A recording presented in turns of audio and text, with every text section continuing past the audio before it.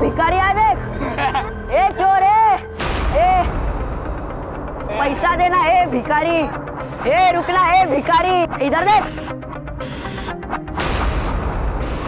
ए देख रहा क्या चोर, मारेगा क्या? आ इधर आ। क्या देख क्या रहा है? पैसा कभी दे रहा है चोर, बताना।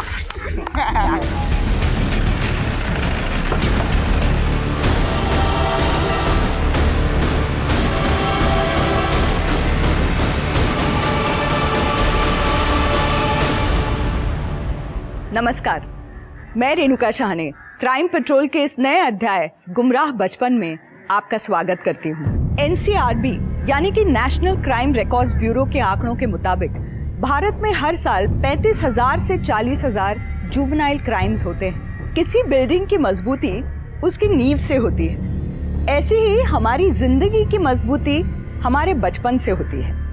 अच्छे बुरे की पहचान या फिर गुनाह की शुरुआत बचपन से ही होती है। बचपन का एक हादसा आपको गुनाह की तरफ ले जा सकता है।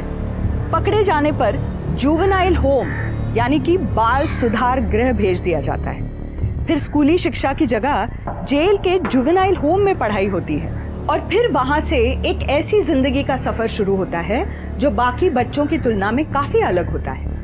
रिहा होने के बाद जब आप बाहर की दुनिया में आते हैं तो आपके नाम के साथ किए हुए गुनाह का टैग लगभग आपकी पहचान बन जाता है।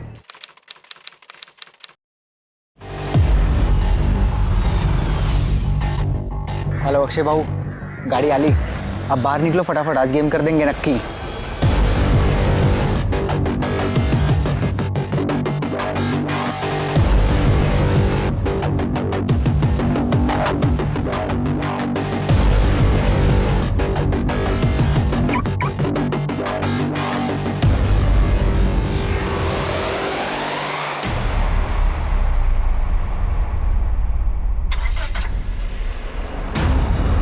अबे चोर चोर, अरे मेरी कार चुरा ली।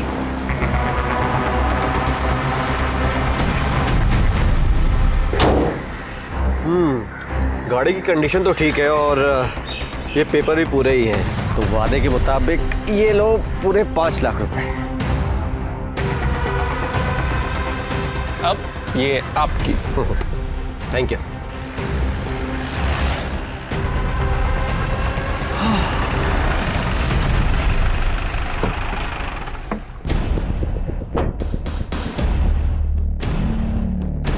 पेपर्स दे गाड़ी से। पेपर्स? क्यों सर? ये चोरी की गाड़ी है, रिपोर्ट आई है पुलिस स्टेशन में। सर लेकिन ये गाड़ी चोरी की कैसे हो सकती है सर? पेपर दे। ये देखिए सर, सब नकली पेपर्स है। आप कुछ भी ले देके। रिश्वत दे रहा है मेरे को? नहीं नहीं सर प्लीज। तुम्हारे साथ गलत हुआ है इसलिए तुम्हारी मदद कर रहा हूँ। जी जी। एक लड़की है, मैं जानता हूँ उसे, ऐसे टेढ़े मामले सॉल्व करती हो। Excuse me, yes. तुम हितेश हो? यस बट तुम ही वो जो पुलिस को हैंडल करोगी। बट तुम तो अभी बच्ची हो। ठीक है, अगर तुम्हें भरोसा नहीं है ना तो मैं चली जाती हूँ। नहीं नहीं रुको रुको, मुझे क्या करना होगा? देखो, ये चोरी की कार के लिए पुलिस तुम्हें नहीं पकड़ेगी, लेकिन उसके लिए तुम्हें 1 लाख रुपए देने पड़ेंगे। 1 लाख रुपए? ठीक है, मैं 1 लाख रुपए दे दूंगा। अब तो दे दोगे, लेकिन फिर जब दोबारा पकड़े जाओगे चोरी के कार के साथ, फिर क्या करोगे? तो तुम ही बताओ मैं क्या करूँ। कार बेच दो। चोरी की कार है, इसे खरीदेगा कौन? उसकी टेंशन तुम मत लो, बिहार में ये कार ऐसे गायब करूंगी ना दोबारा तुम्हें दिखेगी भी नहीं। इन सब में कितना खर्चा आएगा? पहले कार तो बिक जाने दो, फिर जो दिल करे दे देना। ठीक है ठीक है। तो फिर लाओ 1 लाख रुपए।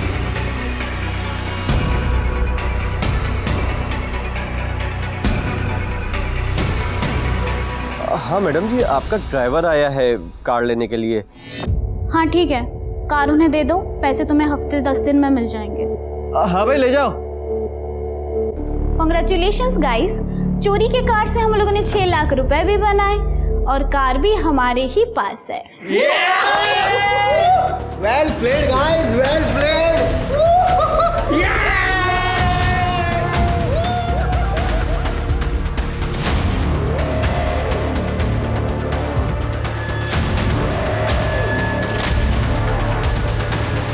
ये लो अपना हिस्सा खैरत, बहुत अच्छा काम किया।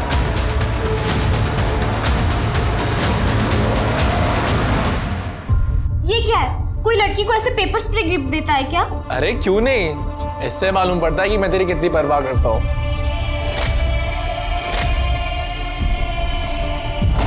अक्षय, पड़ोस से शालिनी ताई मिलने आई, कह रही है कुछ अर्जेंट है। अक्षय भाऊ प्लीज मेरी मदद करो। प्रेमनगर के मंदिर से मैं बाहर निकल रही थी तो किसी ने मेरी गले की चेन चुरा ली। मेरी चेन, मेरी चेन। हाँ पड़ता, इसमें मैं आपकी कैसे मदद कर सकता हूँ? पूरे मोहल्ले वाले तो बोलते हैं कि आप ही सबकी मदद करते हो। प्लीज कुछ तो करो, वरना मेरा पति शाम को आके मुझे मारेगा। अक्षय इतना क्या सोच रहा है? अगर तू शालिनी की मदद कर सकता है तो करना।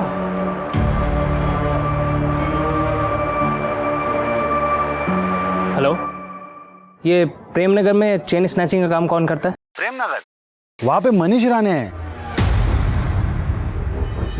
क्या रे मनीष राणे? होने रे तू बताओ। शालिनी ताई का चेन वापस कर दे। आज सुबह प्रेमनगर, याद है? अबे क्या बात कर रहे हो तुम लोग, मेरे पास कुछ चेन वेन नहीं है।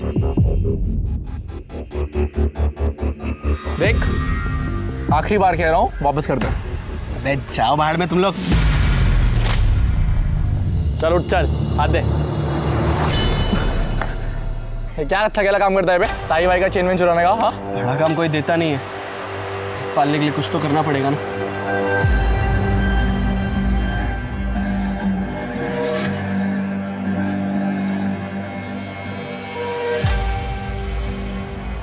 ये रख, हम बाद में बात करते हैं। चल प्रवीण। नहीं अक्षय भाऊ, इनमें से तो कोई भी मेरी चेन नहीं है। क्या पक्का? हाँ, मेरी चेन तो पतली थी और ये तो बहुत ही भारी और महंगी चेन है। ठीक है, ये चल जाएगा। नहीं, ये मैं नहीं ले सकती। अरे शालिनी इतना सोच मत, ले ले। थैंक यू भाऊ। आराम से। दादा बस हो गया। हाँ बस।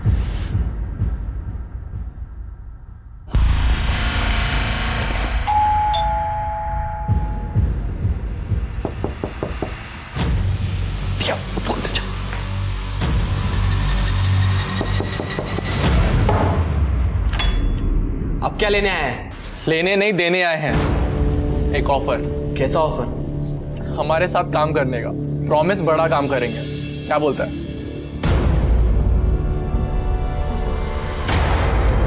ये मेरी बहन है दिया। 5 साल पहले माँ बाप मर गए थे, तब से यही मेरी दुनिया है।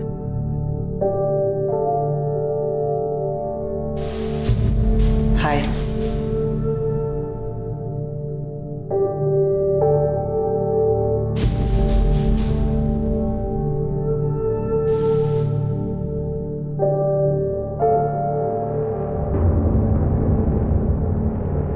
भाऊ, एक बड़े काम की टिप मिली है। आप बोलो तो कुछ बड़ा कर सकते हैं। एक होलसेलर है शांतिलाल चड्डा, उसका अपने एक बंदे के साथ लफड़ा चल रहा है।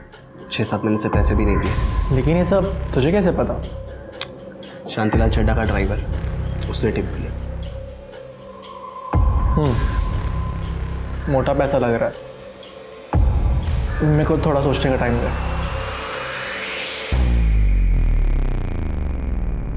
चाय में चीनी थोड़ी और चाहिए मुझे।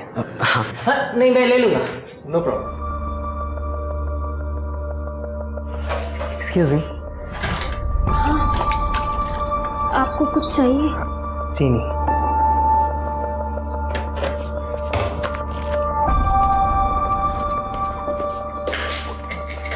एक मिनट में।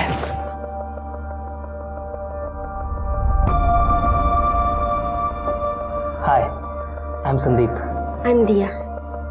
पूरे दिन घर के ही काम करती रहती है या कहीं बाहर भी निकलती हो? हाँ? मेरा मतलब कभी बाहर चले कॉफी पर? कि भाई तुम हमेशा बोलते हो मेरे पैसे दे दूंगा, लेकिन कब रमणीक भाई? मुझे पैसा मिल जाएगा तो आपको दे दूंगा, आप ऐसे बार बार फोन मत कीजिए।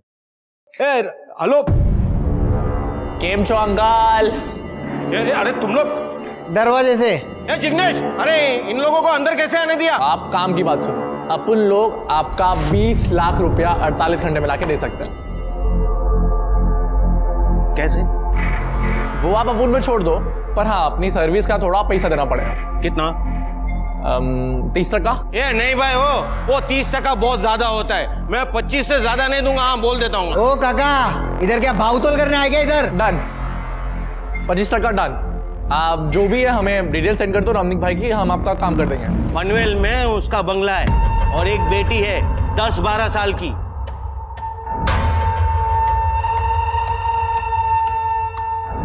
दिया को भूल जा प्रवीण, तुझसे बड़ी है। लेकिन अक्षय बाबू, पूजा भी तो तेरे से बड़ी है। इसके वजह से तू थोड़ी ना रुक गया। गाड़ी स्टार्ट कर। भाव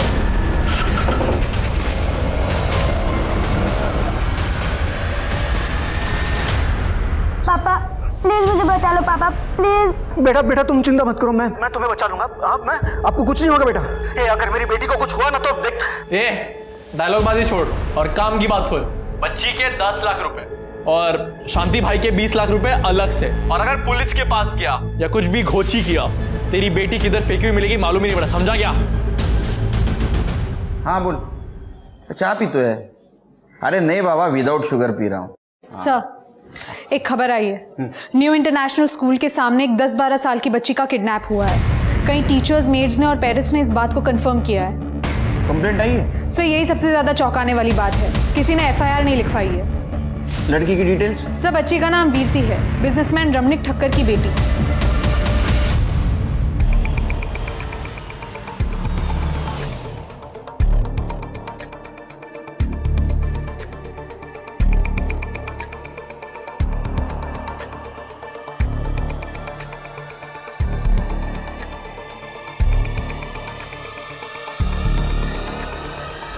पापा पापा पापा पापा। अरे वाह, पूरे 20 लाख है, धन्यवाद। अरे धन्यवाद नहीं अंकल, आप हमारा हमें 25% दे दो। धन्यवाद क्या? अरे हाँ हाँ हाँ, ये लो 25% के हिसाब से ये तुम्हारा 5 लाख। पूरे 15 लाख। इतना बड़ा हाथ तो हमने कभी नहीं मारा। यकीन नहीं होता यार, ये सब अपने पैसे। ये सब कुछ सिर्फ मनीष की टिप की वजह से हुआ है, तो इसके लिए तुझे बड़ा इनाम मिलना चाहिए।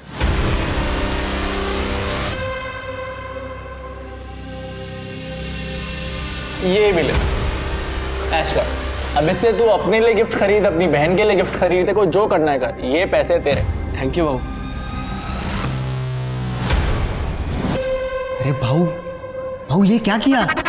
इतने सारे पैसे क्यों लिए उसे? तो समझता नहीं है प्रवीण, मनीष अभी नया है। आज 15 लाख का टिप दिया है, कल 15 करोड़ का देगा। लेकिन ये 5 लाख उसका कॉन्फिडेंस जीतेंगे, ताकि वो सिर्फ हम लोग से लॉयल रह सके। इसको तू वन टाइम इन्वेस्टमेंट समझ। ये पैसे उठा और तिजोरी में रख दे। हेलो, ठीक। कांस्टेबल घरात का फ़ोन था, कह रहा था इंस्पेक्टर ने वीरती के बाप रमनिक भाई को थाने बुलाया सवाल जवाब करने के लिए। अरे सर, मैंने कहा ना कि मेरी बेटी के साथ कुछ नहीं हुआ है। आपको क्या लगता है अगर मेरी बेटी के साथ कुछ हुआ होता तो क्या मैं चुप बैठता? कितना गुस्सा करते हो रमनिक भाई? गुस्से से थायराइड बढ़ता है। हाँ अच्छा, वो जिन लोगों ने देखा कि आपके बेटी को 2 आदमी ऑटो में ले जा रहे हैं और वो चिल्ला रही है, तो क्या झूठ बोल रहे हैं? और वो अक्षय के आदमी थे। हाँ नहीं सर, वो 2 जन तो मेरी ऑफिस के लोग थे। मैंने उन्हें भेजा था मेरी बेटी वीरती को स्कूल से वापस लाने के लिए। अच्छा, अच्छी बात है, अच्छी बात है। तो आपको कंप्लेंट नहीं करनी? सर, मेरी बेटी को कुछ हुआ ही नहीं है तो कंप्लेंट क्यों करूं? हाँ करेक्ट, आप जाइए। ये जो CDR कार्ड है, पिछले 48 आवर्स में इसने किससे बात की है सब डिटेल्स चाहिए। बहुत ओवर एक्टिंग कर रहा है। और वो अक्षय, उसके गैंग की डिटेल्स चाहिए मुझे। ठीक है सर। मोंटी और भाई काफ़ी टाइम से अच्छे दोस्त हैं और उसने भाई से कहा कि वो मुझसे शादी करना चाहता है और भाई मान गया। तुमसे पूछा भी नहीं? उसे ज़रूरी नहीं लगा। तो तुम बोल दो कि तुम मोंटी से शादी नहीं करना चाहती। नहीं, मुझे डर लगता है, भाई पता नहीं क्या करेगा। और अभी अभी तो उसने अक्षय के साथ काम शुरू किया है। कहीं तुम्हारे और मेरे बारे में पता चल गया और तो वो गैंग से अलग हो जाएगा। ठीक है, तो मैं आ जाऊंगा तुम्हारे भाई से तुम्हारा हाथ मांगने। ओके? पर तुम जो काम करते हो वो वही काम तुम्हारा भाई भी करता है। वो कोई महात्मा नहीं है। अच्छा ठीक है, अगर तुम चाहती हो कि उसके सामने बात ना हो तो हम भाग सकते। नहीं, उससे और मुसीबत बढ़ जाएगी। तुम कुछ दिन रुको, मैं ये शादी टालने की कोशिश करती हूँ और निकालती हूँ कोई रास्ता। ये रहा पिछले 3 कामों का हिस्सा, सबने बहुत बेहतर किया। एक मिनट, मेरा हिस्सा कहाँ है? हिस्सा? कैसा हिस्सा? तूने क्या किया है? क्या बोला? अरे मजाक कर रहा हूँ, देता हूँ। ये लो मैडम। तुम दोनों ने शादी के बारे में कुछ सोचा है कि नहीं? अरे किधर आई, इससे कौन शादी करे यार, मैं खुद अभी बच्चा हूँ और मारती रहती 24 घंटा मेरे को। शादी के बाद मारा लेगी मेरे को पूरा, मैं नहीं रह सकता इसके साथ। आई, ये तेरे लिए।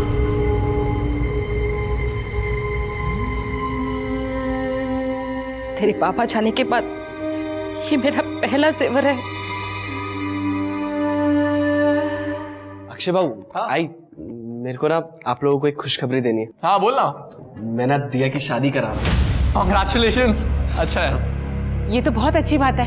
अक्षय बाबू, मैं ये कह रहा था कि थोड़े और पैसे एडवांस मिल जाते तो शादी धूमधाम से होती। एडवांस तो पॉसिबल नहीं है, अभी तो सारे पैसे दिए।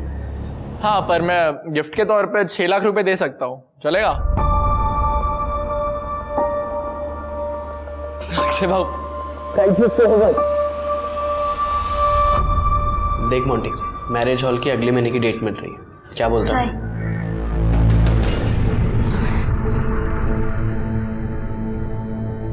दिया, वो ये मैंने तुम्हारे लिए कुछ गिफ्ट्स लाए हैं। इसमें परफ्यूम है, हाँ, और ये कपड़े हैं और इसमें मेकअप का सामान, सब मॉल से लाया हूँ, ब्रांडेड है, हाँ? लो ना। मुझे नहीं चाहिए। अरे यहाँ बैठ, ये सब रख ले, सारी ब्रांडेड चीजें। इतने टाइम में मुझे तो कुछ दिया नहीं, तुझे दे रहा है, रख ले। और हाँ, शादी के बाद भी इसे ऐसे ही हैंडल कर, ठीक है? यार अक्षय, तुझे कितना टाइम लगेगा? और शॉपिंग पे जाना है मुझे। 4 बजे सारी शॉप्स बंद हो जाते हैं। पूजा यार 1 मिनट, इसका हिसाब नहीं मिल रहा है हमें। तब बड़ा लफड़ा कैसे हो गया समझ नहीं आ रहा। यार तेरा ये सब रोज का है। अरे भाऊ, मी घेऊन जाऊ का वहिनीला? मुझे दिया के लिए भी शॉपिंग करनी है तो साथ में हो जाएगा। भाई प्लीज ले जा। पूजा तू मनीष के साथ चली जाना, हम अगली बार चलेंगे पक्का, तुझे चलेगा ना? हाँ ठीक है, जा रही हूँ मैं, तुझसे कहीं ज्यादा समझदार है वो। या वही।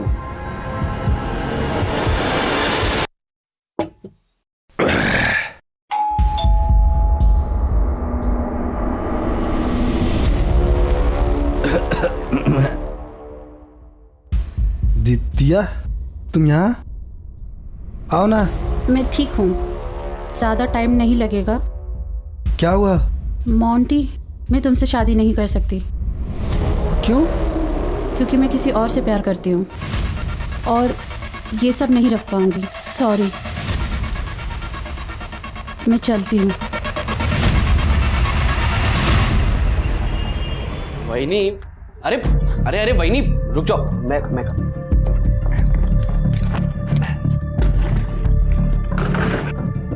अरे वाह मनीष, तू तो बड़ा स्ट्रांग निकला। और नहीं तो क्या वहिनी, रोज जिम करता हूँ मैं। हाँ ठीक है, लेकिन पंजे में तुम मुझसे जीत नहीं सकता, समझा? क्या बात कर रहे हो वहिनी? लगी शर्त? लगी शर्त? अरे वहिनी, आप नहीं हरा पाओगे, मैं दिखाता हूँ। देख मैं तुझे कैसे हराती हूँ।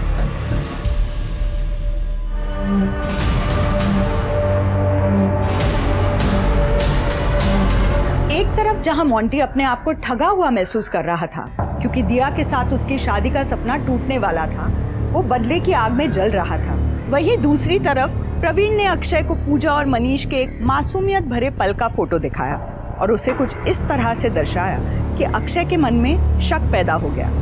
उसने ये भी कहा कि मनीष जिन लोगों से प्रोटेक्शन मनी कलेक्ट करता है उसमें से वो अपने लिए पैसे रख लेता है। धीरे धीरे प्रवीण की इन जहरीली बातों का असर होने लगा था, जिसका परिणाम बेहद ही डरावना होने वाला था। मनीष! अरे भाऊ, ना सिर्फ तू हमें पैसों की छेंडी लगा रहा है, पर तू पूजा के फंसा रहा है। नहीं भाऊ, ऐसी कोई बात नहीं है, आपको गलतफहमी हुई है। मैंने आपका 1 रुपया नहीं चुराया है और पूजा तो मेरी भाभी है। साले मेरे को ना तेरे पे कभी भरोसा ही नहीं करना चाहिए था, गद्दार है तू। सर, पर्स और मोबाइल फोन से तो लग रहा है कि मनीष राणा नहीं है। छोटा मोटा चोर है सर, बहुत बार चैनमैन चोरी करने के जुर्म में पकड़ा भी गया है सर। पता चला है कि रिसेंटली अक्षय की गैंग को ज्वाइन किया था। अक्षय की गैंग मतलब वो लड़की की किडनैपिंग? हाँ सर, उस समय उसके खिलाफ कोई सबूत नहीं था इसलिए उसे छोड़ दिया गया। लेकिन सर इस बार बहुत सारे आई विटनेस हैं, इन सभी लोगों ने देखा है सर। गया कहाँ? सर वो डर के कारण भाग गया, मैंने तावड़े को भेजा है सर। इन लोगों का कहना है कि इस बार अक्षय के साथ उसका बड़ा भाई संदीप भी था। अच्छा, बॉडी को पोस्टमार्टम के लिए भेज दो सर। अक्षय को लेके आओ। ठीक है सर। आपने मुझे मनीष राणे केस में बुलाया ना? ये रही मेरी चेक कर लीजिए। मैं उसे मारने के इरादे से गया जरूर था क्योंकि वो मुझसे धोखाधड़ी कर रहा था, पर ये गोली मैंने नहीं चलाई है। ये स्टोरी मत सुना, समझा ना? ये सब फिल्म में होता है, वहां के लोगों ने देखा है तेरे को गोली चलाते हुए। सर मैं आपको फिल्म की कहानी नहीं सुना रहा हूँ, ये मेरी गन है, आप चेक कर लीजिए। तो सब प्रोसीजर पता है रे? हाँ, क्योंकि आपको सिर्फ गन से ही मतलब है ना। चिरके बैलिस्टिक के लिए भेज दो और इसको अरेस्ट करो मनीष राणे के मर्डर केस में। चल। एक सेकंड, किस लिए? अरे पर मैं तो आपके पास सामने से आया ना। मैंने कहा था ना, ये अक्षय ने ही मनीष का खून किया है और तुम अब भी उसी के भाई के साथ शादी करना चाहती हो। तुमने अपना भाई खोया है और मैंने मेरा दोस्त। अब मैं ही तुम्हारा रखवाला हूँ, इसलिए मुझसे शादी कर लो। हाँ, हाथ मत लगाओ मुझे तुम। मेरे भाई की मौत हो गई है और तुम्हें मुझसे शादी करनी है, और जो तुम ये सब बोल रहे हो ये सब झूठ है। नहीं मानती मैं ये। मैं चाहती हूँ अक्षय को, वो मेरे भाई को कभी मार ही नहीं सकता, क्योंकि उसके लिए तो मेरा भाई संदीप के जैसा है ना। और मैं शादी करूंगी सिर्फ संदीप से करूंगी, नहीं तो हमेशा कुंवारी रहूंगी। अगर तुम मेरी नहीं हुई ना तो मैं किसी और की होने भी नहीं दूंगा, याद रखना। सर मनीष की पीएम रिपोर्ट आ गई है सर। रिपोर्ट के हिसाब से उसकी मौत पेट और गले पर गोली लगने की वजह से हुई है, और सर बैलिस्टिक रिपोर्ट के हिसाब से वो दोनों ही गोलियां अक्षय की गन से फायर नहीं की गई थी। इसका मतलब अक्षय सच बोल रहा था? अक्षय कभी झूठ नहीं बोलता है और यही वजह है कि सब लोग उसे पसंद करते हैं। आप? मैं मरकन सावंत, अक्षय का वकील, और ये रहे उसके रिहाई के पेपर। कितना टाइम लगेगा सर उसमें? सर सगळे डॉक्युमेंट साइन करून घेतले। हम चले सर? चाय मंगाओ? Thank you. जाइए। एक सेकेंड सर, एक बात कहूँ आपसे, आप है ना असली किलर को ढूंढिए, क्योंकि मैं भी वही करने वाला हूँ। मनीष के लिए इतना तो बनता है। शिरके, मनीष राणे की फाइल फिर से चेक करो, देखो इस अक्षय के खिलाफ कुछ सबूत मिलता है। सर मैं 2 बार ऑलरेडी चेक कर चुका हूँ, मुझे नहीं लगता कि कुछ मिलेगा। ये अक्षय के साथ उसका एक दोस्त रहता है ना, प्रवीण, हो सकता है उसके पास गन हो और ये फायर उसके गन से हुआ हो, या तो फिर अक्षय की गर्लफ्रेंड पूजा, उसके पास भी गन हो सकती है और ये फायर उसके गन से हुआ होगा। अब किस बात का इल्जाम लगाना है आप मुझ पर? तुम्हारे घर का सर्च वारंट है हमारे पास, तुम्हारे भी। चिरके इसके साथ जाओ। चल चल। तृप्ति पूरा घर छान मारो। सर।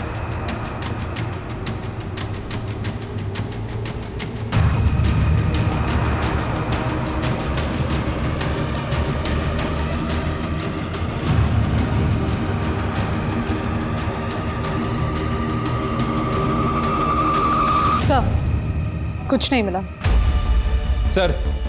प्रवीण के घर में भी कुछ नहीं मिला।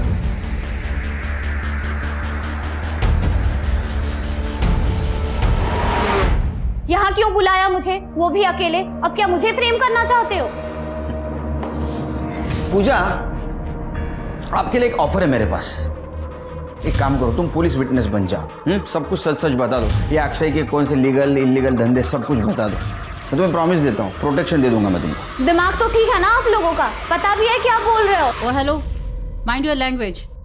एक तो अक्षय ने कुछ किया नहीं है, और अगर किया भी होता तो मैं तुम लोगों को क्यों बोलूंगी? ठीक है, मत बताओ, पकड़ा जाएगा, उसके साथ साथ तुम भी पकड़ी जाओगे। तो मुझे ऐसा लगता है कि अभी सही वक्त है कौन से साइड जाना है ये सोचने का।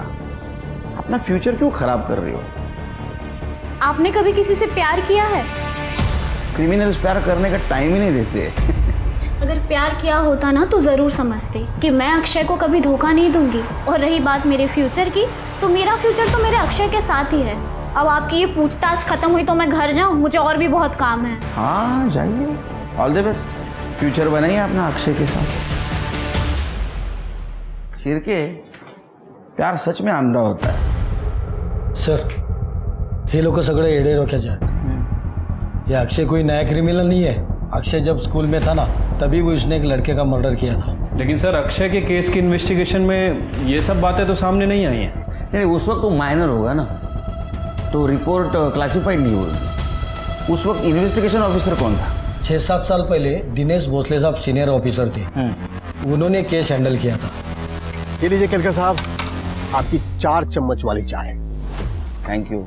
एक बात बताओ भोसले साहब, 4 चम्मच शक्कर की चाय दिमाग की बत्ती जलाए। बिल्कुल सही, बिल्कुल सही। हाँ, तो आपको अक्षय अरुंधकर के बारे में जानना है।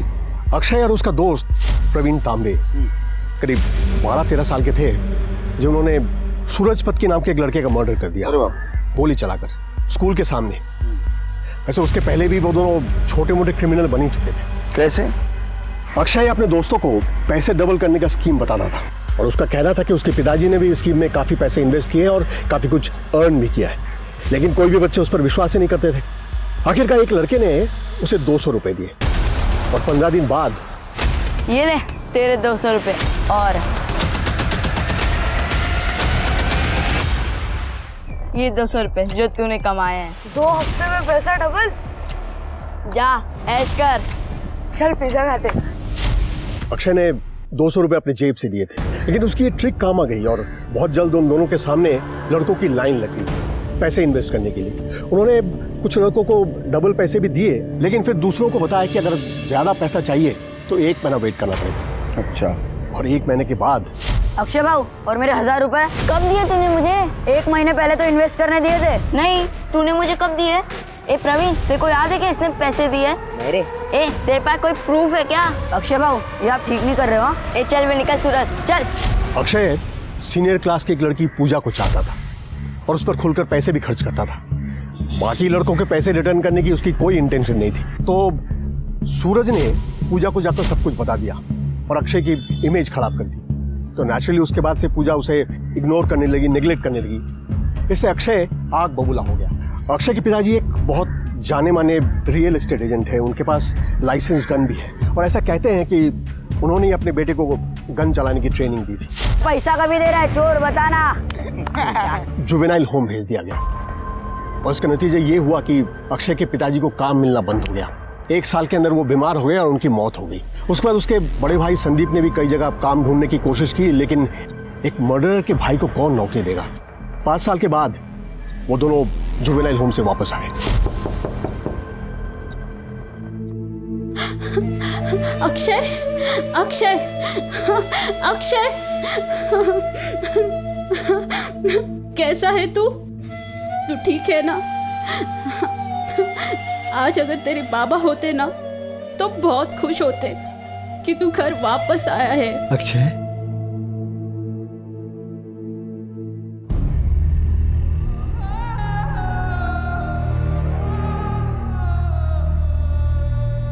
आई जेवलो, नरक से भी बदतर है। वहाँ मेरी हालत काफ़ी ख़राब हो गई थी। इन 5 सालों का दर्द तेरे खाने ने मिटा दिया।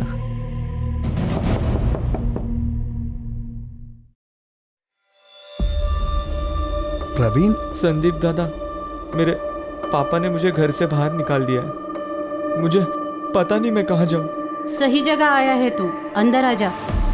खा बेटा, आज से तू मेरा तीसरा बेटा है। दोनों बच्चों ने फिर से नए से शुरुआत करना चाहा। अक्षय की माँ ने तो कई स्कूल में उसका एडमिशन करने की भी कोशिश की। ए चोर है, ए चोर, अंदर स्कूल में क्यों आया? अरे चोर, सुनना, ए चोर, रिटर्न जा इधर से। लड़कों ने जो कुछ भी किया था, दुनिया उसे भूलने नहीं दे रही थी। कई गैंगस्टर से तो उन्हें अपने ग्रुप में ज्वाइन करने का ऑफर भी दिया, लेकिन दोनों बच्चों ने ऑफर रिजेक्ट कर दिया। आखिरकार खार घर के एक स्कूल ने उन्हें एडमिशन दिया, लेकिन ये वो जगह थी जहां इनकी तकलीफें और ज्यादा बढ़ गई। कैसा लगा तुझे नया स्कूल? अब तक तो अच्छा है। मैंने बोला था ना तुझे एक नई शुरुआत मिल जाएगी यहाँ से। कुछ आप पानी पूरी खाएंगे? हाँ, चल। भैया ड्रॉप कर देना। अरे मेरा फोन किसी ने चोरी कर लिया। ये इसने चुराया होगा। ईशा, 5 साल पहले जो स्कूल में मर्डर हुआ था याद है? वो इसी ने तो किया था। अक्षय और प्रवीण को खारगर के स्कूल से निकाल दिया गया। जुवेनाइल होम से निकलने के बाद सोसाइटी ने तो पहले ही उनका साथ छोड़ दिया था, तो अक्षय ने क्राइम का रास्ता चुना। वैसे भी लोग उसे क्रिमिनल मानते थे। हमें कभी भी उनके खिलाफ कोई प्रूफ नहीं मिला, इसलिए हम कभी उन्हें पकड़ नहीं पाए। और बहुत जल्द मेरा ट्रांसफर वाशी हो गया। सर एक मिनट। हेलो सर, एक बॉडी मिली है। क्या? तू हंस रहा है? वो पुलिस वाला मुझे तेरे खिलाफ गवाही देने के लिए बोल रहा था और तू यहाँ बैठ के मेरे ऊपर हंसे जा रहा है। मैं हंस रहा हूँ क्योंकि तू एक नंबर की झल्ली है। लेकिन अगर मैं तेरी जगह होता ना तो मैं वो ऑफर ले लेता। अरे मुझसे अगर का तेरा गोल्डन टिकट था वो। मैं मर जाऊंगी लेकिन ये सब कभी नहीं करूंगी। एक सेकेंड, तू क्यों मरेगी मेरे लिए? हमारा रिश्ता ही क्या है? एक बस करो तुम लोग। क्यों मियाँ बीवी की तरह लड़ते रहते हो तुम लोग, जब शादी नहीं करनी तुम दोनों को? आई मुझे शादी करनी है इससे। किसने बोला आपको कि मुझे नहीं करनी इससे शादी? अब मैं बचपन से तो इसी के साथ ही हूँ ना, मुझे इसी से ही शादी करनी है। तू मुझसे शादी करेगी? आई तू घर में जो भी सिंदूर मंगलसूत्र जो भी तू लेके आ, इन लोगों का भरोसा नहीं, पलट जाती कभी भी। जा जल्दी जा। अब तू फंस गई। अब अभी भी कोई लड़का है तो बता दे। ये ले।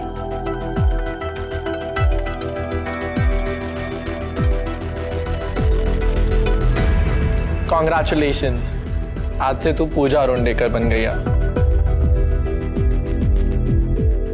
खुश रह।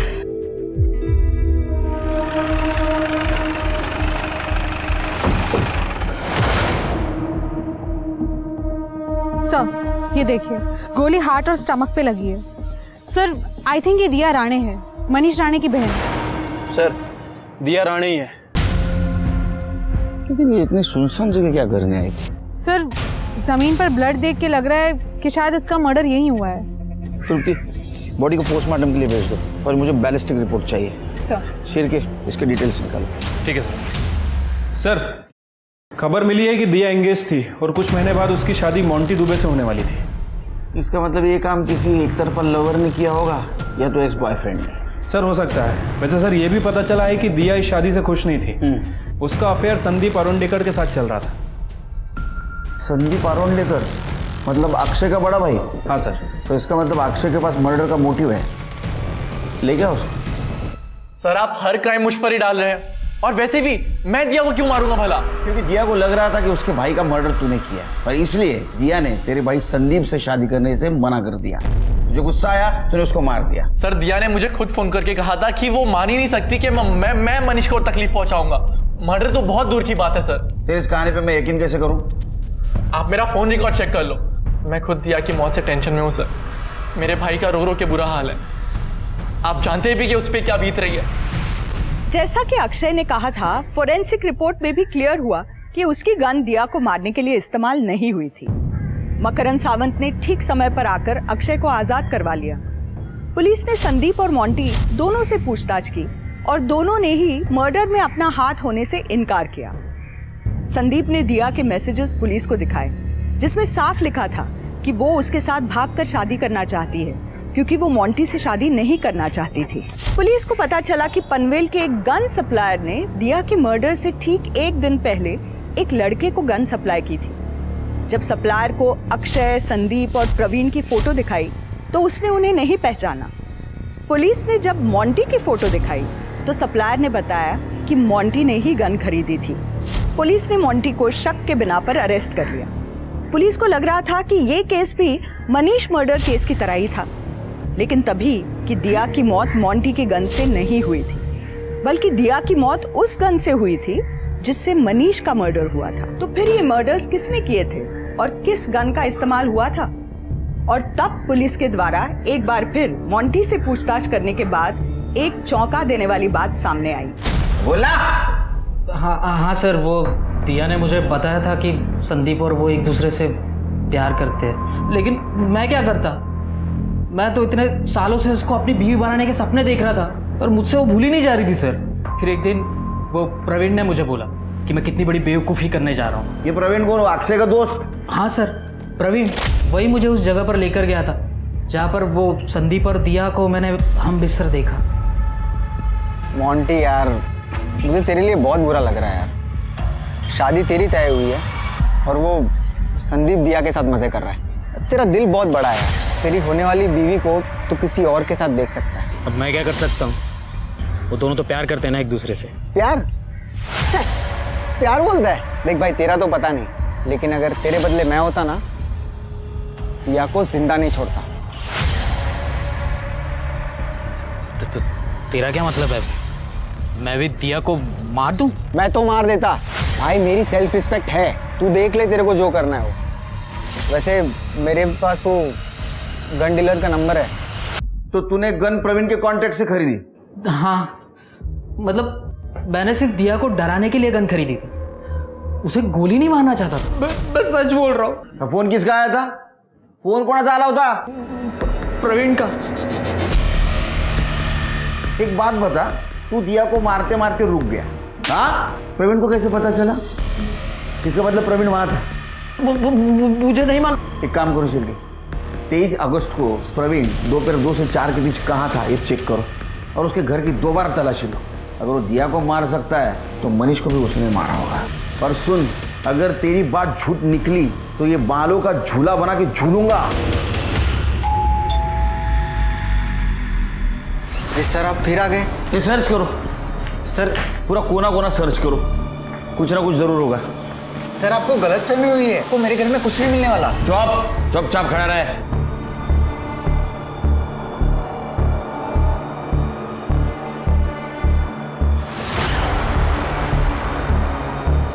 सर कपड़ में कुछ नहीं है। सर टेरेस पे कुछ नहीं मिला। सर अंदर के दोनों कमरे खाली हैं।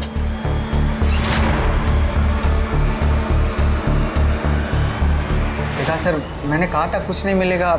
आप लोग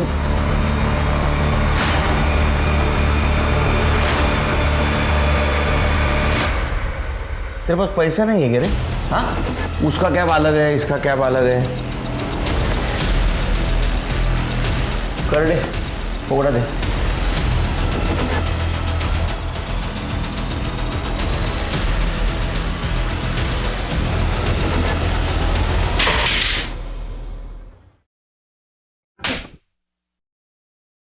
दिया और मनीष को जिस गन से फायर किया था वो गन तेरे घर में मिल गई। इतना ही नहीं, जिस जगह उनका मर्डर हुआ वहां का तेरा लोकेशन दिखा रहा है। तो जब अक्षय और मोंटी ने दिया और मनीष के ऊपर गन तानी थी, उन्हें कॉल किया था मोंटी को, है ना? CDR में दिखा रहा है। इतना सबूत हमारे लिए काफ़ी है। तेरे लिए चाहिए और सबूत? बता, क्यों मारा उनको? इतने सालों से सिर्फ मैं ही अक्षय का सच्चा दोस्त था। अरे सर, वो सूरज को उसने 4 गोली मारी थी बिना किसी गलती के।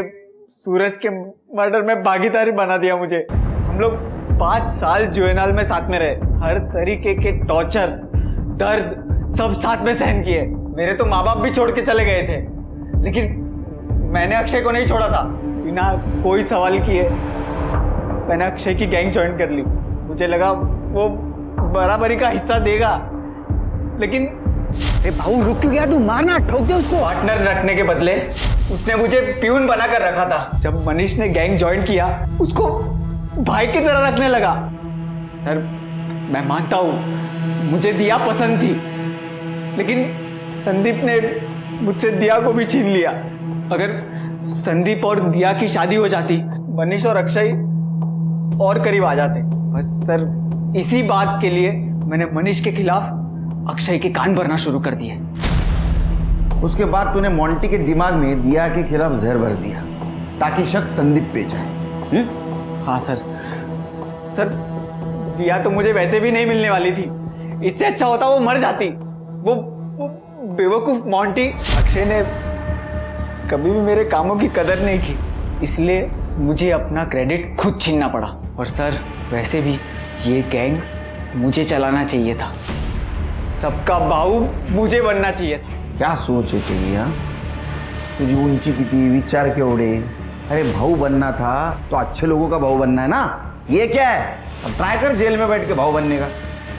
हाँ?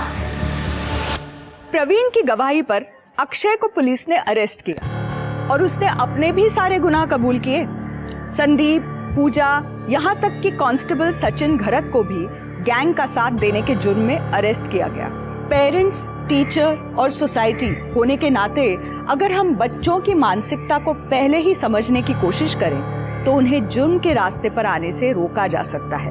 और अगर कोई बच्चा जुवेनाइल होम जाता है तो हमें उसे अपना भविष्य बनाने का एक और मौका देना चाहिए। ये हम सबकी रिस्पॉन्सिबिलिटी है, वो मौका जो प्रवीण और अक्षय को नहीं मिला, और इसलिए वो रॉबिन हुड की शक्ल में भेड़िए बन गए और उसी सोसाइटी को टारगेट करने लगे जिस सोसाइटी ने एक समय उन्हें ठुकरा दिया था। तो अब मैं रेणुका शाहने आपसे विदा लेती हूँ। कल फिर मिलेंगे ऐसी एक कहानी के साथ जो रखेगी आपको सतर्क और जिंदगी को सुरक्षित। तब तक अपना और अपने परिवार का ख्याल रखिए और देखते रहिए क्राइम पेट्रोल सतर्क। जय हिंद।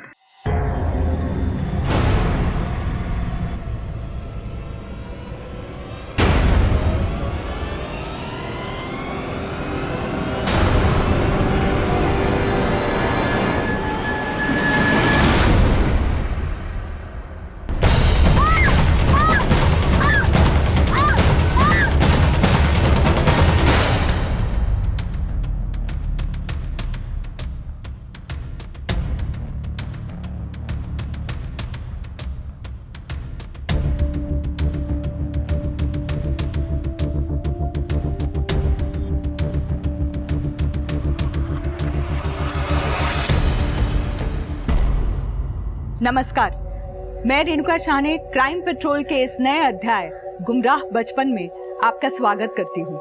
जीवन हमारी यादों का पुलिंदा होता है। इनमें से कुछ यादें अच्छी होती हैं तो कुछ बुरी भी, जिन्हें हम भूल जाना चाहते हैं। लेकिन कुछ यादों को हम भूलने के बजाय एक सबक की तरह जीवन भर अपने जहन में रखते हैं। ऐसे सबक हमें जिंदगी के किसी भी मोड़ पर मिल सकते हैं, लेकिन बचपन में मिले कुछ सबक हमारे जीवन की दिशा तय करते हैं। चीजों के प्रति हमारे नजरिए हमारी प्रतिक्रियाओं को तय करते हैं। ये सच है कि अपनी जिंदगी पर हम सभी पूरा नियंत्रण चाहते हैं, लेकिन जिंदगी तो अप्रत्याशित है और अप्रत्याशित चीजें कभी अच्छी होती हैं तो कभी बुरी। जो चीज अप्रत्याशित नहीं है वो है बुरी चीजों के लिए हमारी प्रतिक्रिया, जिसे नियंत्रित करना हमारे हाथ में होता है। अक्सर जब ये प्रतिक्रियाएं अनियंत्रित हो जाती हैं, तो चौंकाने वाले अपराध सामने आते हैं। ऐसे अपराध जिन्हें समझना और सुलझाना दोनों ही टेढ़ी खीर जैसा होता है।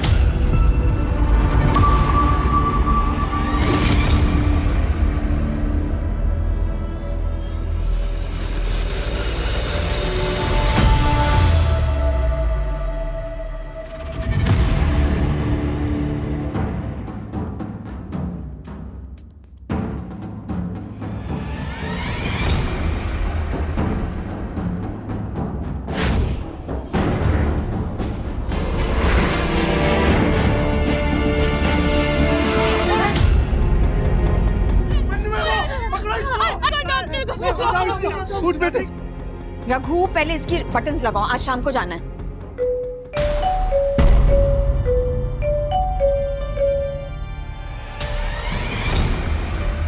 हेलो, हाँ जी मैडम, आपका सूट तैयार है, एकदम रेडी है जी, आप शाम को आके ले जाना।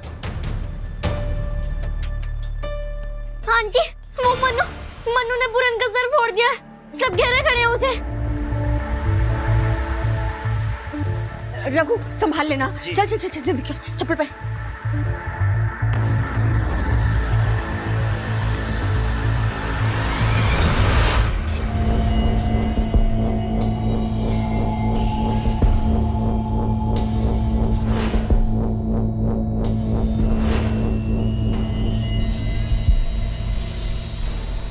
अरे जी, तो गलती से पैर लग गया होगा मनु का, जानबूझ के थोड़ी ना मारेगा। गलती एक बार होती है अरुणा, बार बार नहीं। अभी कितने दिन हुए जब वीरू की बाइक तोड़ी थी इसने?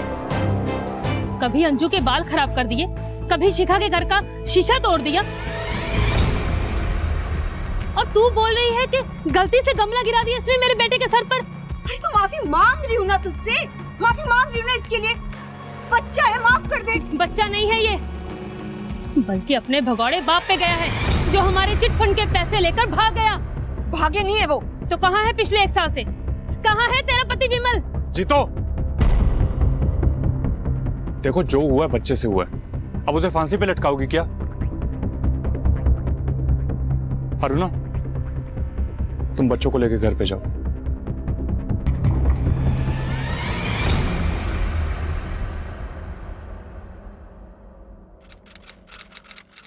कल टाइम से आ जाना, ठीक है?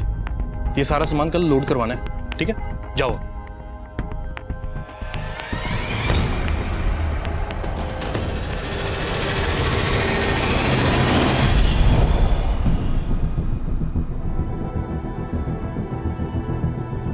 ओ वीरे, लगता है लॉटरी वॉटरी लग गई है तेरी। ओ पार्टी शार्टी का कर दे।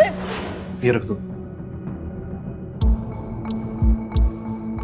क्या हुआ, आप परेशान लग रहे हो? तुम तो जानती हो कि पैसों के साथ मेरी किस्मत अच्छी नहीं है। अब तो लग रहा है कि ऐसे फिजूल में ये चिटफंड की जिम्मेदारी ले ली। आप चिंता मत करो, मैं इसे संभाल के रखूंगी।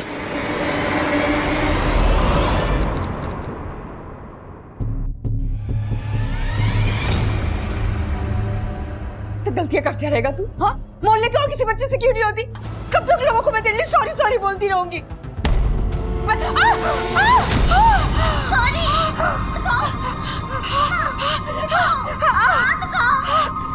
सॉरी कर रहे क्या?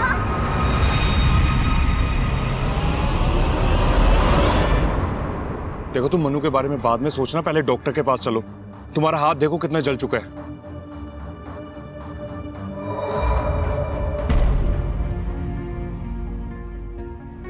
अगर मन्नू के पापा यहाँ होते ना तो मन्नू कभी इतना नहीं बिगड़ता। अब मैं काम संभालू, बच्चों को देखूं या फिर मन्नू पे नजर रखूं? अरुणा, अगर विमल यहाँ पे नहीं है तो क्या हुआ? मैं हूं ना। तुम्हें कोई भी प्रॉब्लम आती है ना, मुझे बताओ, मैं सब संभाल लूंगा। और रही बात मनु की, मैं करता हूँ कुछ।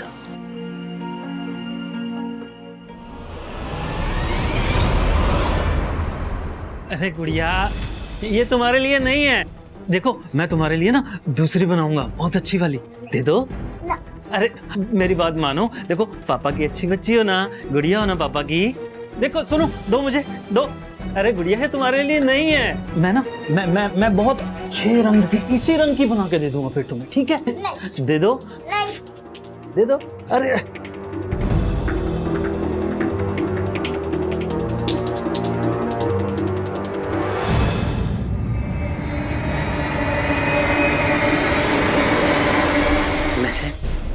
ये तुम्हारे लिए बनाया है मैंने मितू। तुम पे बहुत सुंदर लगेगा, है ना? पहनोगी ना? ये पहन के ना बहुत बहुत सुंदर लगोगी तुम। हाँ, बहुत सुंदर लगोगी तुम। मैंने बनाया है, मैंने।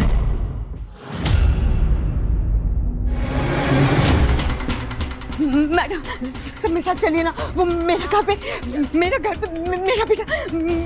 बेटा पागल। बताइए हुआ क्या? मेरा बेटा है ना, वो उसके पास गन है सर। मैं जब दुकान से घर वापस गई ना तो वो मेरी बेटी के ऊपर गन तान के खड़ा था सर। आप लोग मेरे साथ चलिए, वरना वो पता नहीं क्या कर देगा। चलिए ना।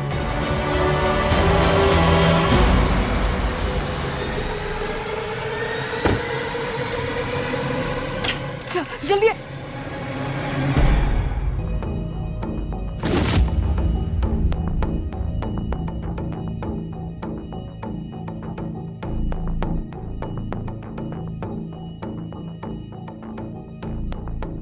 असली है सर, यही है आपका बेटा मन्नू। जी।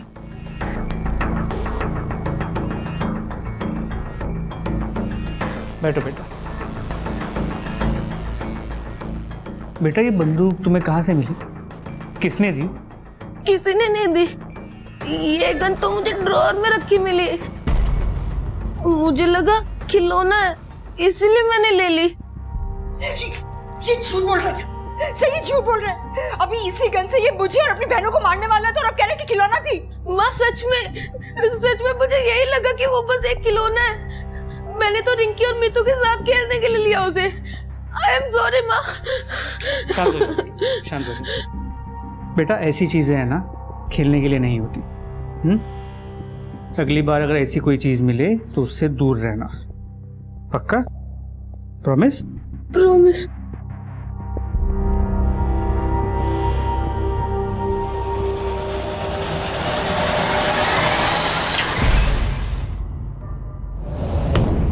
समाना कि मन्नू मेरा बेटा है, लेकिन वो बहुत खतरनाक है। आप उसे ऐसे ऐसे अकेले छोड़ के नहीं जा सकते। छोड़ना तो हमें आपको नहीं चाहिए। इस तरह गैर कानूनी तरीके से आपने घर में बंदूक रखी हुई है। कहाँ से आई वो बंदूक?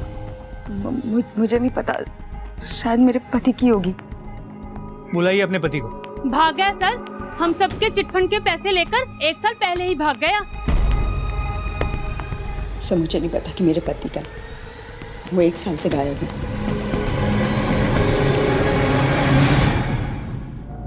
कमाल है, पति 1 साल से गायब है, पत्नी ने उसे गायब होने की मिसिंग कंप्लेंट तक दर्ज नहीं कराई है, बेटा गन से खेल रहा है। सर इतना ही नहीं, पड़ोसियों का कहना है कि उसका पति विमल उनके चिटफंड के पैसे लेके भाग गया है। हो सकता है इस केस में कुछ बड़ा ना हो सिवाय एक बिगड़ैल बच्चे के, लेकिन सच्चाई तो पता करनी ही पड़ेगी। ये गन किसी बड़े केस की शुरुआत लग रही है। सर मैं अपने सोर्सेज से पता करने की कोशिश करता हूँ ये गन किसने और कब खरीदी थी, और साथ ही इस विमल के चिटफंड के बारे में भी पता करो। क्या सच में ही वो लोगों के 10 लाख रुपए लेके भागा था या फिर कहीं छुपा बैठा है? ठीक है सर।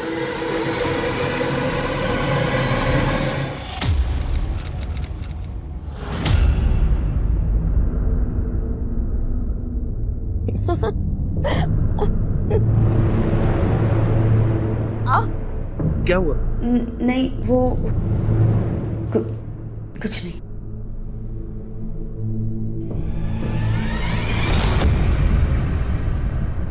कौन है? कौन है वहां? कौन है? कौन है यहां? क्या हुआ? कोई था यहां पे? कोई था? हाँ। तुम भी ना? कोई नहीं, चलो आओ ना।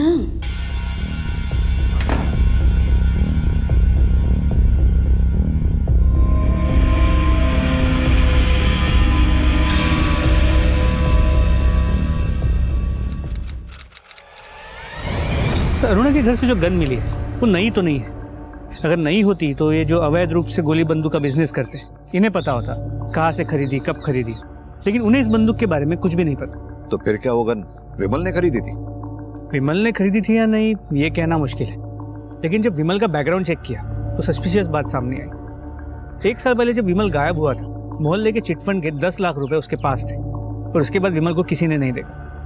उसकी बीवी अरुणा जैसे तैसे अपने 3 बच्चों को पाल रही है। और अरुणा का बेटा वो मन्नू, उसके बारे में कुछ पता चला? सर मन्नू ने तो पूरे मोहल्ले के नाक में दम कर रखा है, किसी से नहीं डर, पर जब से बाप गायब हुआ है तब से हाथ से छूट गया। मैंने उसे समझाया तो है, तो देखते हैं क्या असर होता है।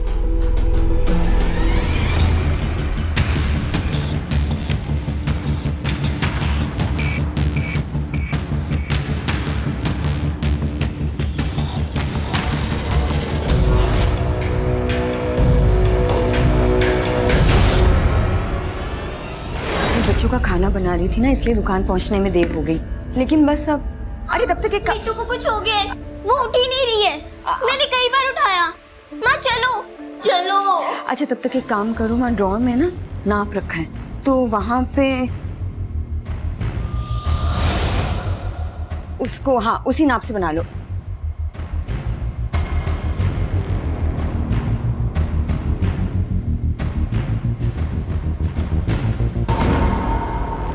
मीतू मीतू मीतू मीतू। अरुणा का डर आखिरकार सही साबित हुआ था। उसकी बेटी मीतू की जिंदगी शुरू होने से पहले ही खत्म हो गई थी। कौन था उसकी मौत का जिम्मेदार?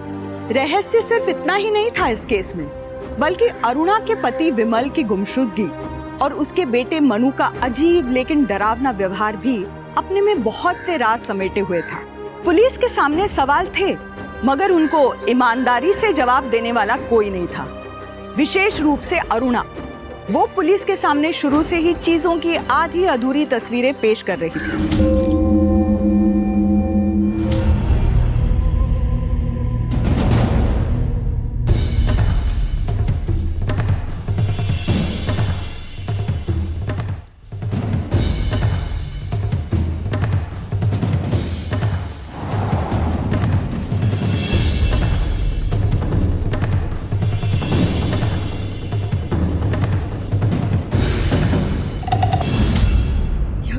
मर गई और आप मेरे पति के लिए पूछ रहे कि मैंने उनकी मिसिंग कंप्लेंट क्यों नहीं करवाई? सवाल तो पूछना पड़ेगा अरुणा। 1 साल पहले तुम्हारा पति गायब हुआ था, उसके बाद तुम्हारे बेटे को घर के अंदर से गन मिलती है, और अब मीतू की हत्या, वो भी घर के अंदर। तीनों कोइंसिडेंसेस नहीं हो सकते। मैं विमल का सच नहीं जानती हूँ सर। मैं बस इतना जानती थी कि अगर आप उसे पकड़ लेते तो उसे जेल में डाल देते, इसलिए मैंने कभी इन्फॉर्म ही नहीं किया पुलिस को उनके बारे में। अरुणा, 10 लाख रुपए थे विमल के पास। इतने पैसों के लिए तो कोई कुछ भी कर सकता है। दूसरी बात, तुम्हारे बेटे मनु का ये हिंसक स्वभाव बहुत बुरा लगता होगा ना उसे, जब आस पड़ोस वाले उसके पिता को चोर कहते होंगे। क्या तुम्हारे मनु का हिंसक स्वभाव विमल के गायब होने की वजह से है? मनु हमेशा से ऐसा हिंसा पसंद की था, हमेशा से। उसे मजा आता है लोगों को परेशान करने में, और उसी मजे के चक्कर में उसने मेरी बेटी मीतू की भी जान ले ली। लेकिन 10 लाख रुपए के लिए तो कोई भी दुश्मन हो सकता है तुम्हारा। उन लोगों में से भी तो कोई हत्यारा हो सकता है मीतू का। तो फिर मनु क्यों, मनु को ही क्यों दोषी ठहरा रही हो तुम? क्या मनु को कुछ करते हुए देखा है क्या तुमने? सर, मीतू के पोस्टमार्टम रिपोर्ट के मुताबिक उसकी मौत रात 12 से 2 बजे के बीच हुई है। तकिए से दम घोट के उसे मारा गया है। क्राइम सीन पे मिले सर्कमस्टांशियल एविडेंस के मुताबिक घर की खिड़की खुली हुई थी, खिड़की के बाहर चप्पल के निशान थे। जाहिर सी बात है ये काम मन्नू का तो हो नहीं सकता, किसी बड़ी उम्र के आदमी का ही होगा। तो एक बात समझ में नहीं आ रही कि फिर ये अरुणा अपने बेटे मन्नू का ही नाम पे क्यों अटकी हुई है कि उसी ने अपनी बहन मीतू को मारा है। एक काम करो, अरुणा के दुश्मनों की एक लिस्ट बनाओ, उनके कॉल डिटेल रिकॉर्ड से उनकी एलिबाई चेक करो। रात 12 से 2 बजे के बीच में वो लोग कहाँ थे पता करो, और अपने खबरी नेटवर्क को भी एक्टिव करो। उनसे कहो कि अरुणा के पति विमल के बारे में जो कुछ भी पता लगे पता लगाएं।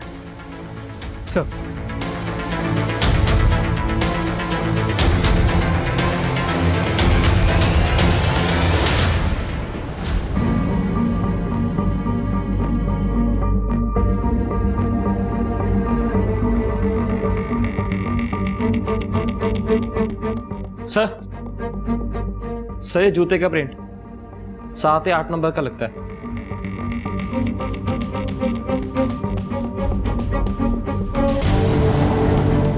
मेरे पास बहुत काम है साहब, मैं आपकी कोई मदद नहीं कर सकता।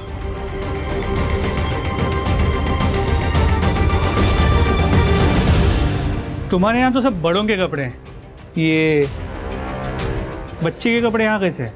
ये मेरा पर्सनल है साहब, मैंने अपनी बेटी के लिए बनाई है। और ये चप्पल नहीं खरीदी है? चप्पल नहीं खरीदना जुर्म है क्या? साइज क्या? पता नहीं, दुकान में पहन कर देखी, फिट आ गई तो मैंने खरीदी। करण, ये रघु और अरुणा, इन दोनों की इक्वेशन के बारे में एक एक चीज पता करो। पहले हमें लगता था कि अरुणा ही हमसे कुछ छुपा रही, अब तो ये रघु, ये भी डाउटफुल है। नई चप्पलें खरीदी हैं, खुल के बात करने को तैयार नहीं। जल्द से जल्द केस सॉल्व करो भाई।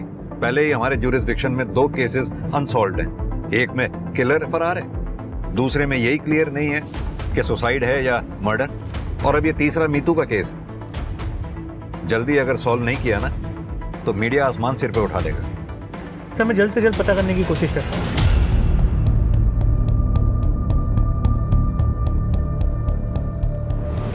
माँ, मैं तो बस आपकी हेल्प करने आ रहा था, सब्जी काटने में।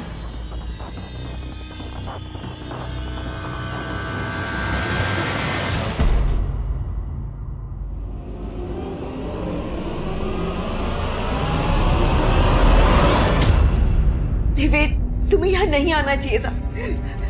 तुम जानते नहीं हो मनु स्कूल से आने वाला है, अगर उसने तुम्हें यहाँ देख लिया तो मनु से इतना डरती क्यों तू? बच्चा है वो। बच्चा नहीं है, राक्षस है, राक्षस, जिसे मैंने जन्म दिया है। पुलिस उसे लेके नहीं गई ना, तुम देखना एक दिन वो मुझे और इनकी, हम दोनों को मार डालेगा। वो मार देगा, हम दोनों को भी मार देगा। अरुणा, परेशान मत हुआ, सब ठीक हो जाएगा। एक रास्ता है अभी भी।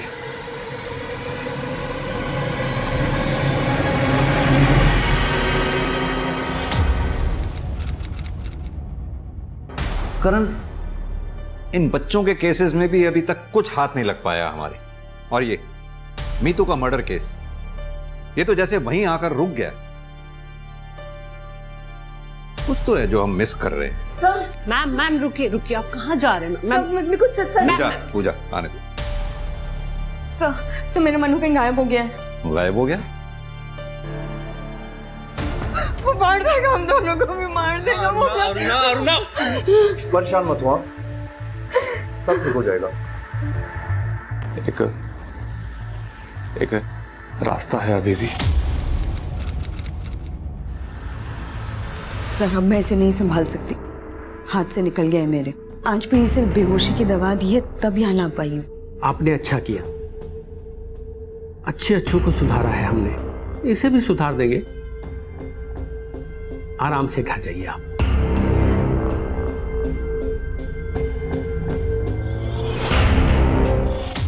आज 2 हफ्ते बाद सर जब मैं मनु से मिलने रिमांड होम गई तो वो लोग बोले कि मनु वहां है ही नहीं।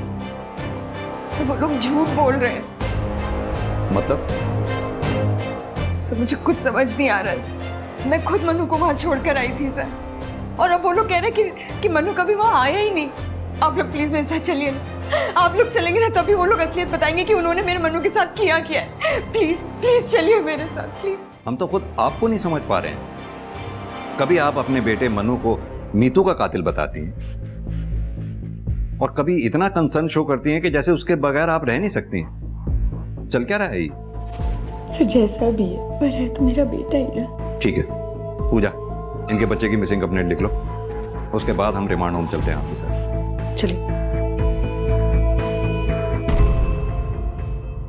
करण, 1 महीने में हमारे थाने के अंदर 7 बच्चों के मर्डर केस और अब ये मिसिंग केस।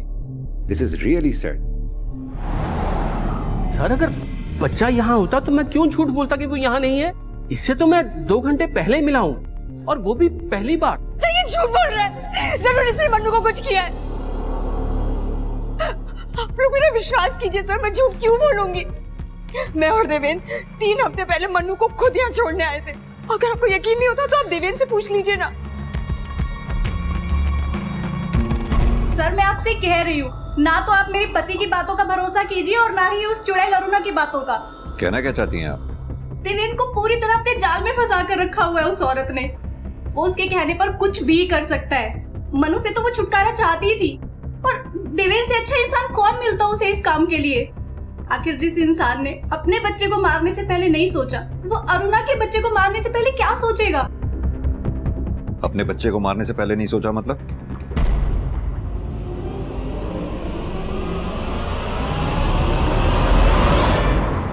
देखिए सर, हमारे पास इतने पैसे नहीं थे कि हम बच्चे की जिम्मेदारी उठा पाते, इसलिए हमने बच्चे को गिरवा दिया। और वो बावली बबीता इसे मर्डर बोल रही है। हमने सुना है तुम्हारे और अरुणा के बीच में कुछ। नहीं सर, ऐसा कुछ नहीं है। विमल मेरा एक अच्छा दोस्त था, इसलिए उसकी बीवी की मदद कर दिया करता हूँ। और अगर एक बार के लिए मान लिया जाए कि हम दोनों के बीच में कुछ है, तो मैं उसके बच्चे को क्यों नुकसान पहुंचाऊंगा? क्योंकि तुम्हारे कोई बच्चा नहीं है, तुम आसानी से अपनी बीवी बबीता को छोड़कर अरुणा के पास जा सकते हो, लेकिन अरुणा ऐसा नहीं कर सकती थी क्योंकि उसके 3 बच्चे थे। इसलिए रिमांड हॉस्टल में मनु को ढूंढने के बजाय मुझ पे टाइम वेस्ट कर रहे हैं। हो सकता है कि उसकी जान खतरे में हो। आप एक काम कीजिए कि पहले जाके उसे ढूंढिए, मैं तो यहीं पे हूं, मुझसे जब चाहे पूछताछ कर सकते हैं आप।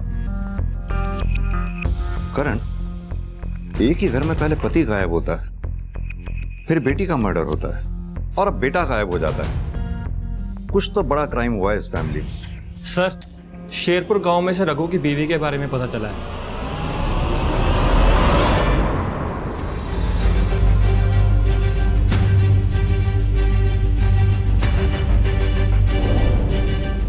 तीन साल पहले हमारी बेटी लाडो की मौत हो गई थी सर। उसके बाद से रघु जैसे बदहवास सा रहने लगा था, इसीलिए उसने 2 साल पहले मुझे और इस घर को छोड़ दिया। तो आपने कभी उसे ढूंढने की कोशिश नहीं की? ढूंढकर क्या करती सर, मरने के बाद भी लाडो उसे दिखाई पड़ती थी। वो अक्सर उसके साथ बातें करता था, और जब मैंने उसको समझाने की कोशिश की तो उसने मेरे साथ भी मार पिटाई शुरू कर दी थी। मैं क्या करती सर, रघु बहुत ही खतरनाक आदमी है, वो कुछ भी कर सकता है। इसलिए ना तो मैंने तब उसको ढूंढने की कोशिश की और ना मैं अब उसके बारे में कुछ जानना चाहती हूँ। मेरा अब उससे कोई लेना देना नहीं है सर।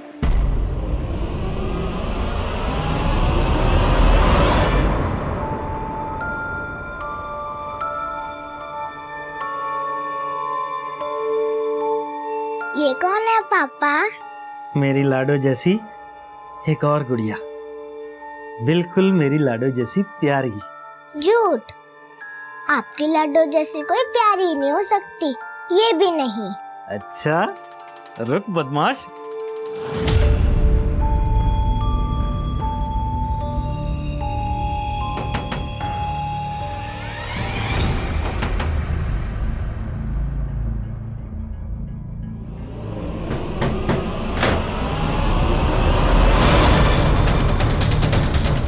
पूरा घर चेक करो।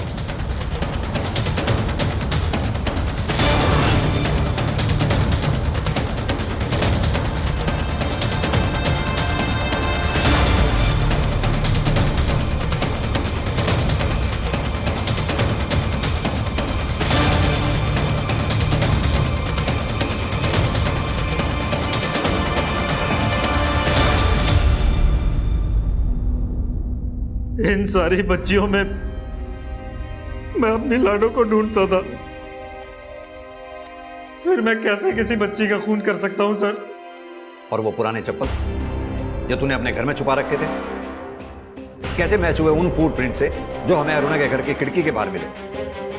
हाँ सर, मैं गया था अरुणा के घर।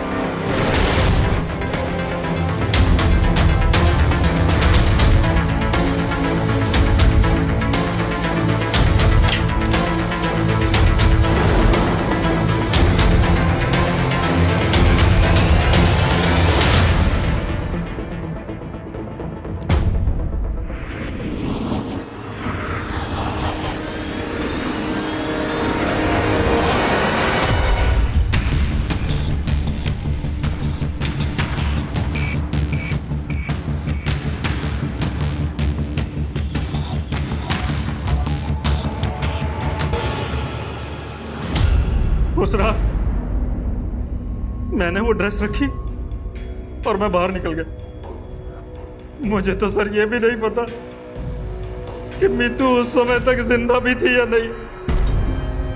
हाँ, मीतू का भाई मनु वो उस समय जाग रहा था सर, उसी ने मारा होगा उसे। उसकी माँ भी यही कह रही थी। कौन क्या कह रहा है क्या नहीं वो हम पता लगा लेंगे, लेकिन तू जो कह रहा है एक पैसे का भरोसा नहीं है हमें तेरी बात पे। सर मैं सच कह रहा हूं, मेरा यकीन कीजिए, मैंने मीतू को नहीं मारा सर। मैं तो उसे अपनी बच्ची की तरह प्यार करता था सर। मैंने उसे नहीं मारा सर, मैंने नहीं मारा। करण, ये पोस्टमार्टम करने वाले डॉक्टर से एक बार दोबारा मिलो, पता करो मीतू के मर्डर से पहले क्या उसके साथ कोई फिजिकल असॉल्ट हुआ था? सर हमारे पास मीतू और मनु के केस में सस्पेक्ट्स के तौर पर रघु, देवेन की वाइफ बबीता, पड़ोसन जीतो और अरुणा भी सस्पेक्ट है। सर अगर हम ये मान भी लें कि इनमें से ही किसी ने मीतू का मर्डर किया है और मन्नू को गायब किया है, फिर भी विमल का क्या? वो कोई बच्चा तो था नहीं कि हवा में गायब हो जाए। सर क्या ये हो सकता है कि हम विमल को गायब मान रहे हैं, लेकिन वही इस पूरा क्रियाकलाप के पीछे?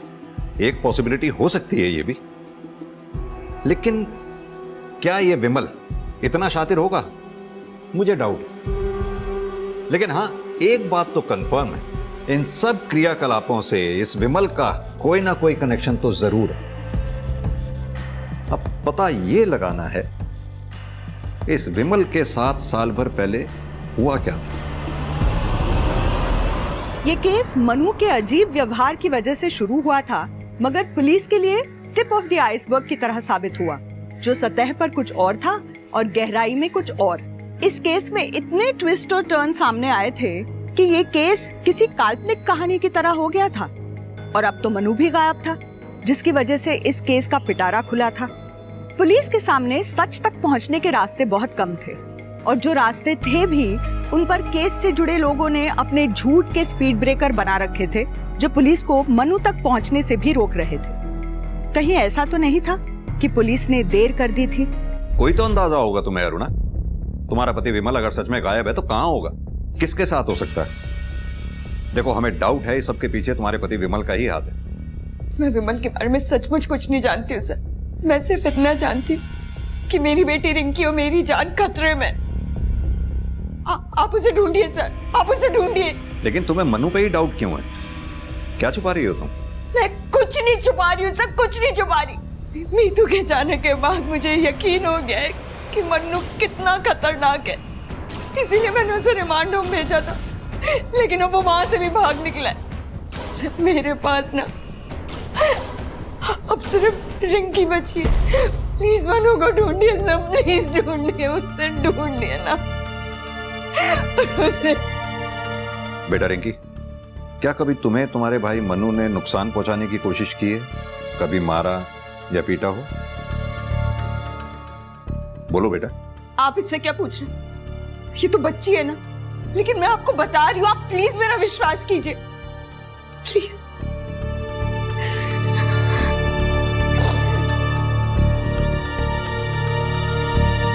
सर, रिमांड होम का सर्च वारंट आ गया। करण, एक कांस्टेबल की ड्यूटी लगाओ इस घर पे नजर रखने के लिए, ताकि अगर मनु आए तो फौरन इन्फॉर्म करे। सर।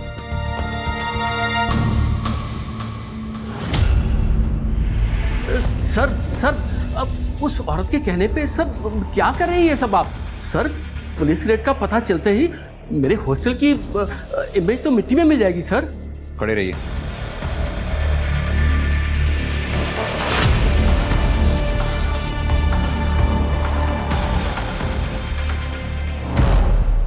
सर, ये देखिए।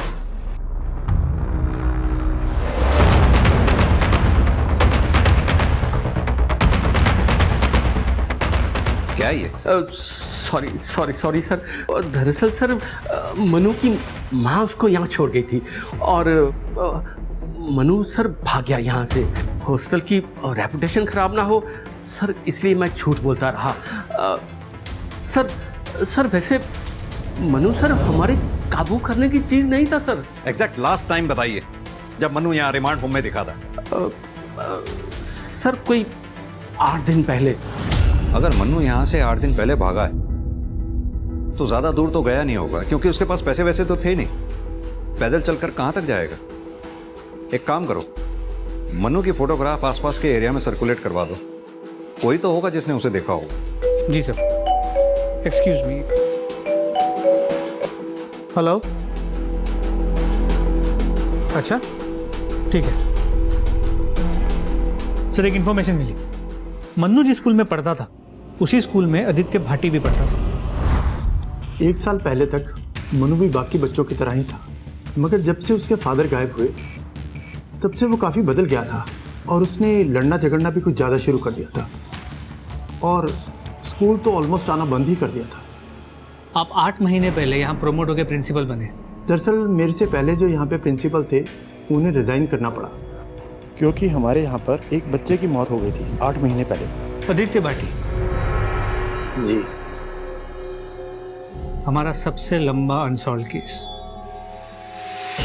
सर हमारा शक सही था, मन्नू आदित्य भाटी को जानता था।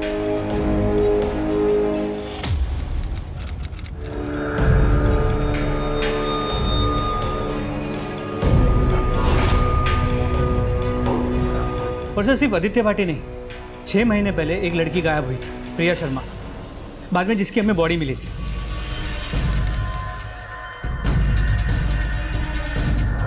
सर मन्नू प्रिया शर्मा के मर्डर स्पॉट पे मौजूद था।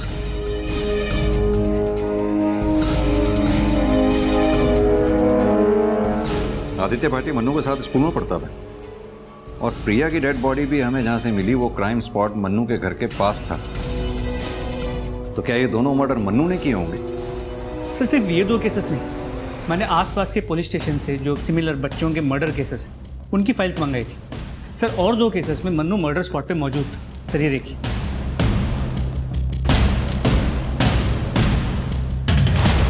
ये तो ऐसा लग रहा है ये मन्नू पिछले 1 साल में जहां जहां भी गया वहां बच्चों की मौतें हुई। और सर हमने दोबारा चेक किया, मीतू के साथ कोई फिजिकल असॉल्ट नहीं हुआ था। तुम पहले से जानती थी इस बारे में कि मनु ने ही मीतू को मारा है? सर मैं तो आज भी यही कह रही हूँ कि मनु ने ही मीतू को मारा है, लेकिन आप जिन बच्चों की बात कर रहे हैं उनके बारे में मुझे कुछ नहीं पता। तुम्हें समझ नहीं आ रहा है क्या? न जाने कितने मासूम बच्चों की जान जा चुकी है। अब तुम ये चाहती हो किसी और के बच्चे को तुम्हारा बेटा मनु मीतू की तरह मार डाले? सर मैं सच में बच्चों के बारे में कुछ नहीं जानती, लेकिन हाँ ये जरूर है कि मनु ने ही मेरे पति के साथ कुछ किया है। उसने खुद मुझसे कहा था, जब पापा वापस ही नहीं आएंगे तो सिंदूर क्यों लगा रही हो?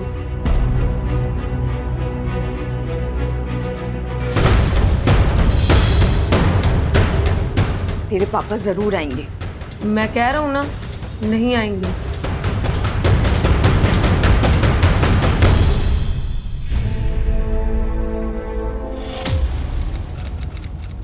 तुमने हमें पहले क्यों नहीं बताया? सर मुझे लगा कि बच्चा है, अपने बाप से नाराज है इसलिए ये कह रहा है, लेकिन जब उसने मीतू को... क्या अब भी कुछ ऐसा है जो तुम छुपा रही हो? करण, मनु ये रिमांड होम से निकलने के बाद सबसे पहले यहाँ ये ज्ञान ज्योति के बड़े नाले पर देखा गया, उसके बाद वो यहाँ शिवगंज में देखा गया, उसके बाद यहाँ ब्रिज पे। सर लास्ट में उसे देखा गया था जेके स्कूल के पास पुलिया पे। ये जेके स्कूल तो मनु के घर से कोई 100-200 मीटर की दूरी पे है ना? जी सर। इसका मतलब मनु स्कूल से घर जा रहा था। करण, स्निफर डॉग बुलवाओ। We need to be sure कि मनु स्कूल से सीधा घर गया था।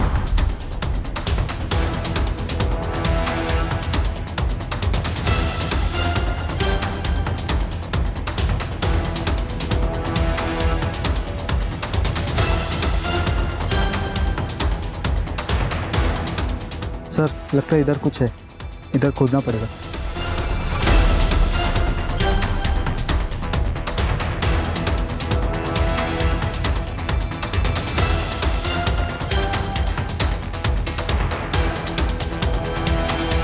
एक मिनट, हाथ से हटाओ।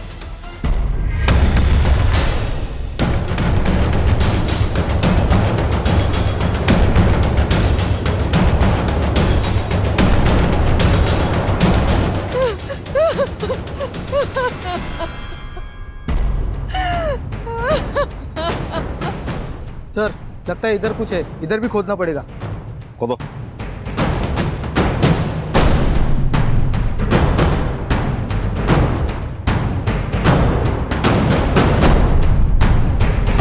मनु,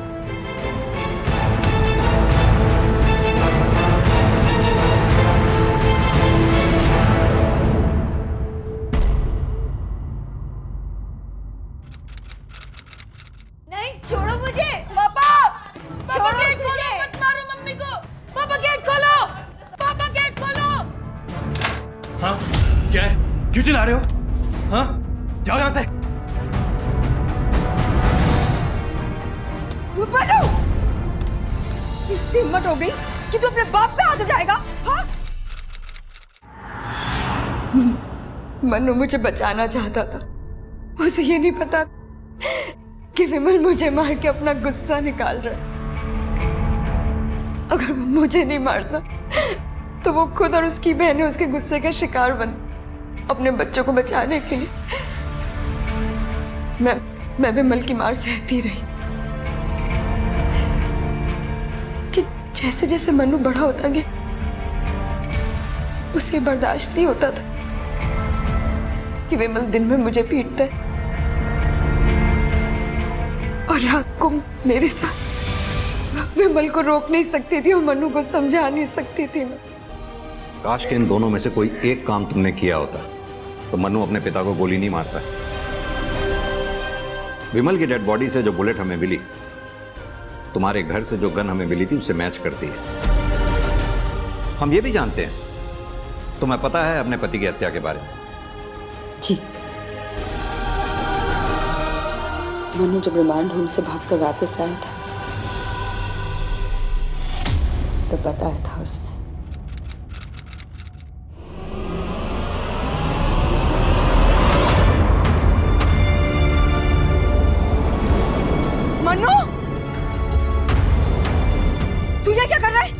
तुम्हें क्या लगा मांड हॉस्टल भेजकर तुम मुझे सजा दोगी? मैं वहां से भाग नहीं पाऊंगा। अब मैं वापस आ गया हूँ। अब मैं तुम्हें बताऊंगा कि सजा क्या होती है, जैसे पापा को बताई थी। क्या क्या तूने पापा के साथ? मारकर दफना दिया था। वहां पर मीतू को भी मैं नहीं मारा था।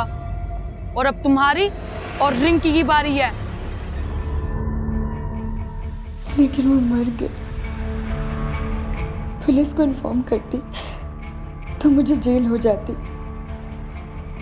और फिर मैं रिंकी को कौन देखता?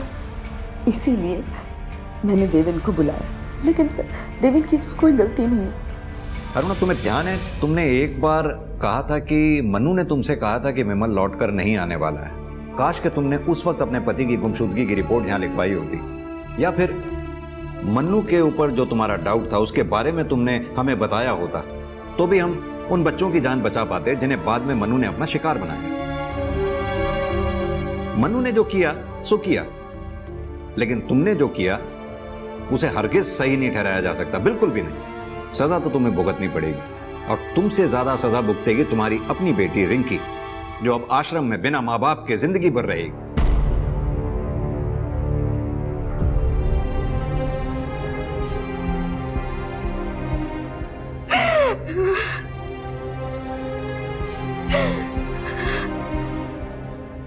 मनु ने बुराई को शायद इसलिए चुना था क्योंकि उसने बचपन से ही अपने पिता को अपनी माँ के ऊपर जुल्म करके भी बचकर निकलते हुए देखा था। और अरुणा ने भी उसे कभी ये समझाने की कोशिश नहीं की कि उसके पिता की हिंसा गलत थी। पिता की हिंसा और माँ का उस हिंसा को बर्दाश्त करना मनु के लिए हिंसा को एकदम नॉर्मलाइज कर रहा था। और अंत में उसने हिंसा को ही अपने जीवन का उद्देश्य बना लिया था।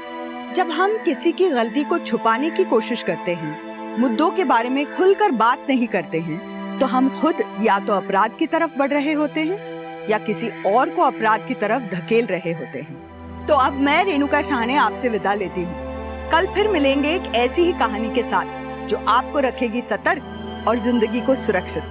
तब तक अपना और अपने परिवार का ख्याल रखिए और देखते रहिए क्राइम पेट्रोल सतर्क। जय हिंद। इस तरह के और भी एपिसोड देखने के लिए हमारे चैनल को सब्सक्राइब करें और बेल आइकन दबाना ना भूलें।